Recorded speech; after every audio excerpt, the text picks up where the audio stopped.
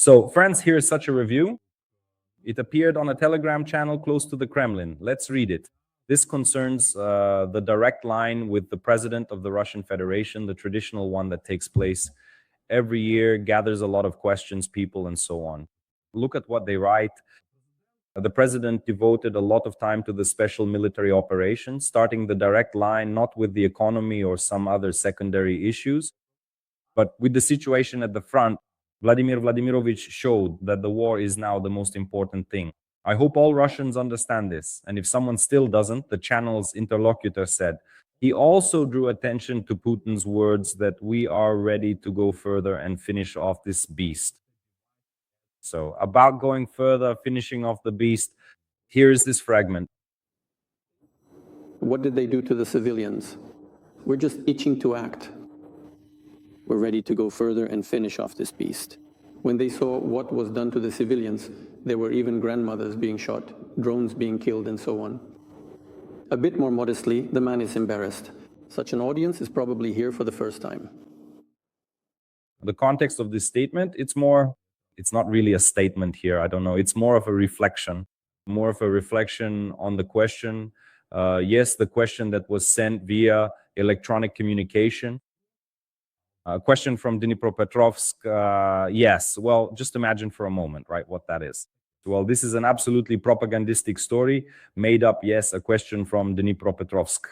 And from which Dnipropetrovsk is this question? First of all, the city hasn't had that name for a long time. Maybe in some Russian maps it still exists, but no one from Dnipropetrovsk has asked any questions, that's for sure. Next, what is the question? Is a repeated strike by the Oryshniks on military targets planned? We're all for it. Just tell us when. In fact, people from Dnipropetrovsk are asking the Oryshniks to strike Dnipropetrovsk. And to this question, Putin responds regarding that we are ready there to do it one more time. In other words, they needed to create a pretext to make a threat because, of course, a normal person couldn't ask such a question. Although there is the question of how normal the people who wrote the questions were, today, in fact, there were some jokes about normal questions for Putin, really, but that's another story. Right now, we'll focus specifically on the escalation of the war, the so-called special military operation, and the situation at the front. Putin recalled some frontline stories and once again responded to the photos of Volodymyr Zelensky in front of the Kupiansk monument. He said that he invites Volodymyr Zelensky not to just stop by the monument, but to come inside. He came to the doorstep, but didn't go inside. Why didn't he come to Kupiansk himself if Ukraine claims to control 90% of Kupiansk? This is also an interesting rhetoric. What is actually happening in Kupiansk? Why? Because it hurts. Now, let me go back to the very beginning, to that very post by Tabakar. The fact that the president devoted a lot of time to his own matters and started the direct line. Not with the economy, but with some other secondary issues. So my explanation is completely different. It's clear that propaganda is now building such a paradigm. You know, this kind of axis that the country is living under the conditions of the special military operation. Putin, by the way, has repeated several times that the country is living under the conditions of the special military operation. We have 700,000 military personnel currently stationed in the zone of the so-called special military operation. That's true. And it's also confirmed by Ukrainian data. Suski himself said 710,000 the day before yesterday. He said this at the meeting with Ramstein. So 700,000, Putin is telling the truth here. For the first time, I can note that this is accurate information. But why is he saying this? Why does he keep repeating that we are living under the conditions of the special military operation? Because life is becoming unbearable, difficult, especially in the Russian heartland. Life is becoming uncomfortable, especially for the regional elites. And they will have to live like this because Putin has an imperial ambition in his head to seize all of Ukraine. That's why time and again, he has to explain to the Russian population, as well as to the regional elites, why they need to become poorer. All for the sake of Putin's desire to conquer Ukraine. And not just Ukraine. There is also the ambition to conquer the Baltic countries, among others. And this needs to be explained, and explained again. And there is no desire among Russians to hear this information, I want to tell you, judging by the kinds of questions that were being asked. This is Putin's desire and necessity. And doing this, my friends, is becoming more and more difficult. Foreign media representatives were also present. The BBC Russian service, a journalist asked whether Putin plans to escalate further and attack NATO countries. Here's the answer that was given. Take a look. With President Trump present in Anchorage, Alaska, we mutually agreed upon and practically reached a comprehensive agreement concerning President Trump's significant proposals and initiatives. So to say that we are rejecting something is absolutely incorrect and has no basis whatsoever. At the initial preliminary meetings held in Moscow, various proposals were carefully presented to us, and we were subsequently asked to consider and make certain significant compromises. When I arrived in Anchorage, I said that these would not be easy decisions for us. We agree to the compromises that have been proposed to us. So to say that we are rejecting something is completely incorrect and has no basis whatsoever.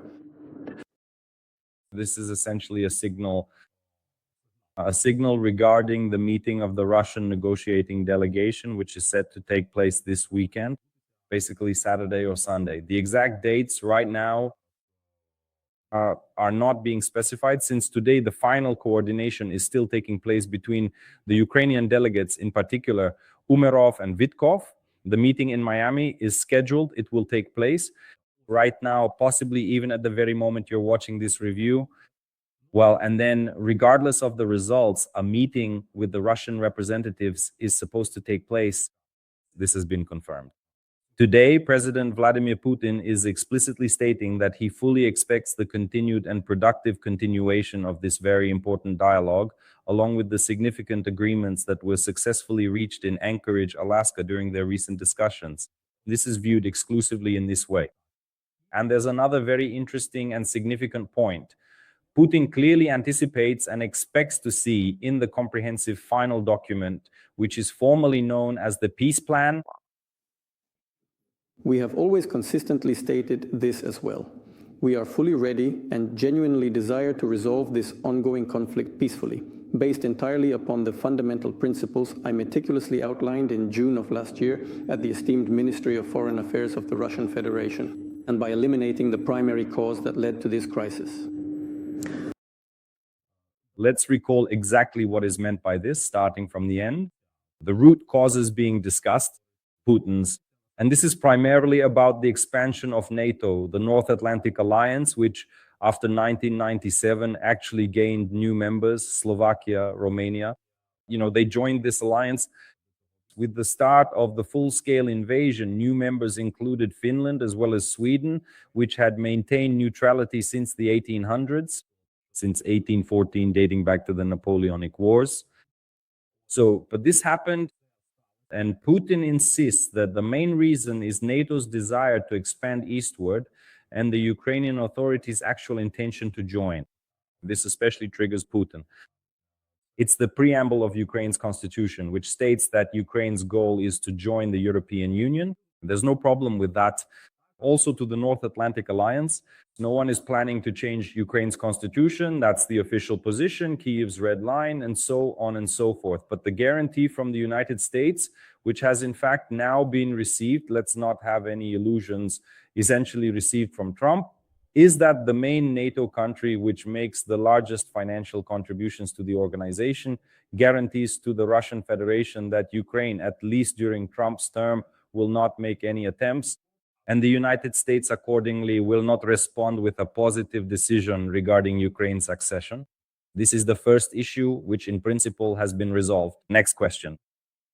Of course, the territories. And here is precisely the statement. He says, as of July 2024, I'll just remind you that as a condition. In July 2024, Putin demanded a ceasefire on the condition of a complete withdrawal of Ukrainian troops from 4 Ukrainian regions: Luhansk, Donetsk, Kherson, and Zaporizhia, and the compromises that Putin said he was ready to make after Anchorage, which were apparently proposed. Considering that this is the baseline, Putin's baseline is July 2024, The compromise is the withdrawal of Ukrainian troops from Donetsk region at a minimum. Next, the front line would be fixed in Zaporizhia and Kherson regions.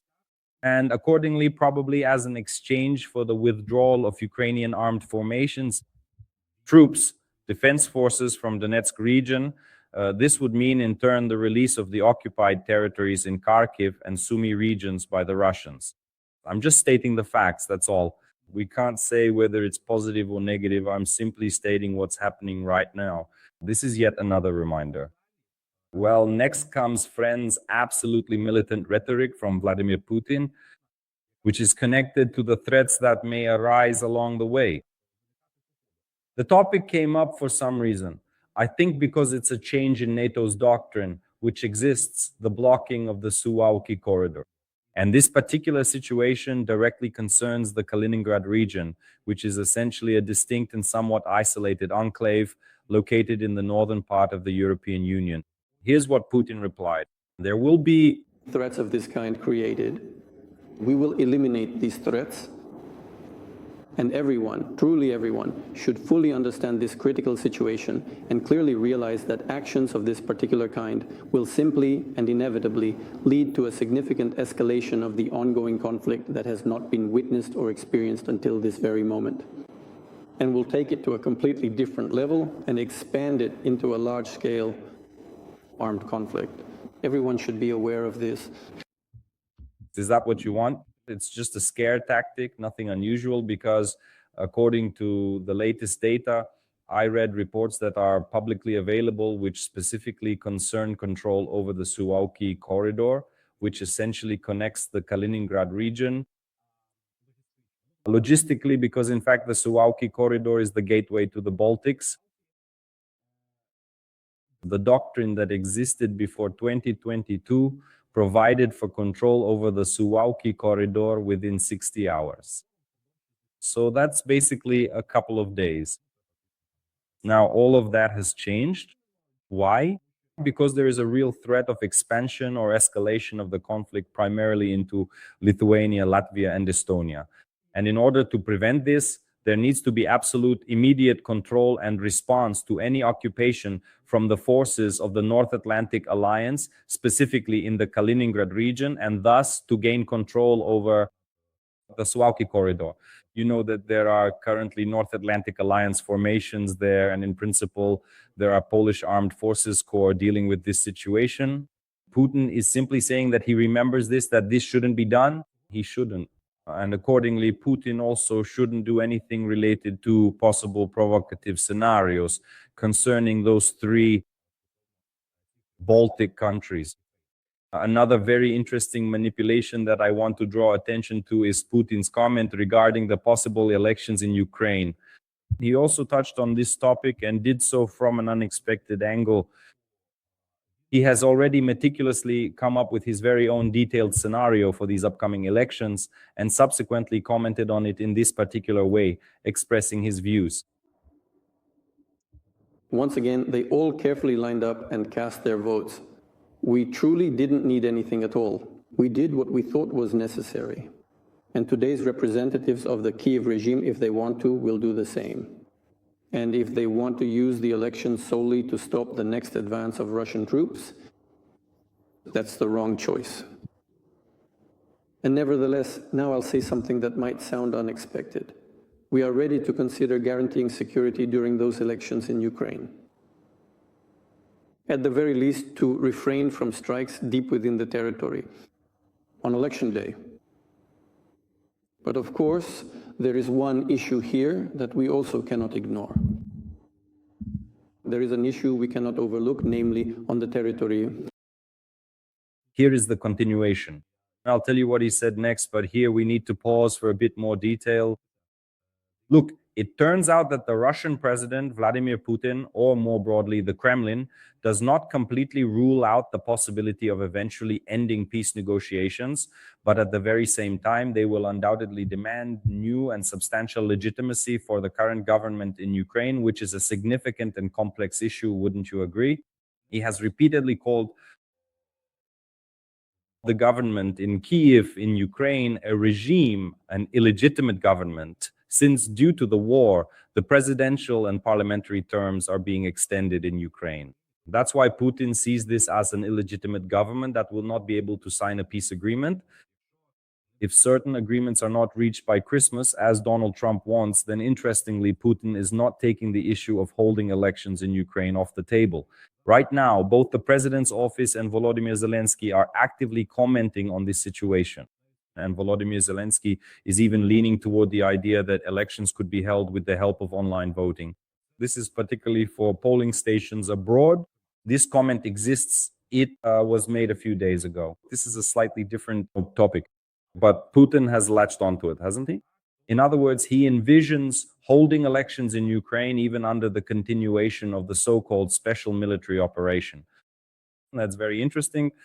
So could this become a new condition from the Russian Federation that before signing anything, it would be necessary to change the government in Ukraine or to legitimize, as they say, Volodymyr Zelensky so that he could win the elections again?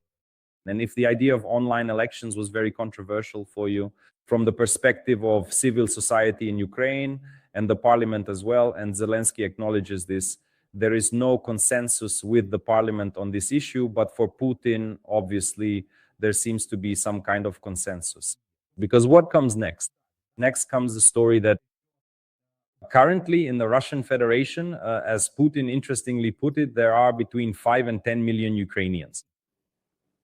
In other words, Putin is now claiming that there are people in the Russian Federation who hold Ukrainian citizenship and Ukrainian passports, numbering between 5 and 10 million.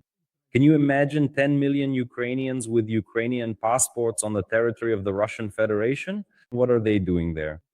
In Ukraine, according to various sources, there are currently fewer than 30 million people, including children who do not vote.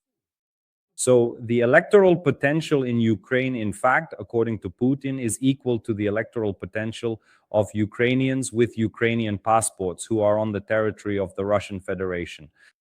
With such potential, you could change the government in Ukraine in a single day.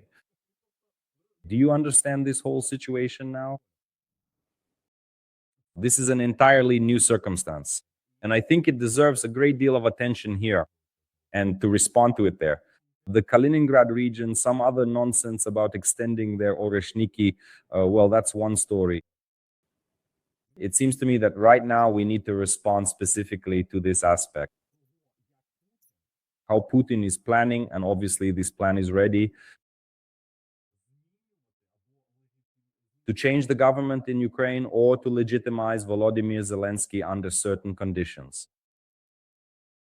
And this is a very serious matter that has been voiced for the first time. A very serious matter. And it seems to me that it's no coincidence that it was voiced just a day before. Before the negotiations between the Americans and the Russians, there can't be any coincidences here. They're simply ruled out.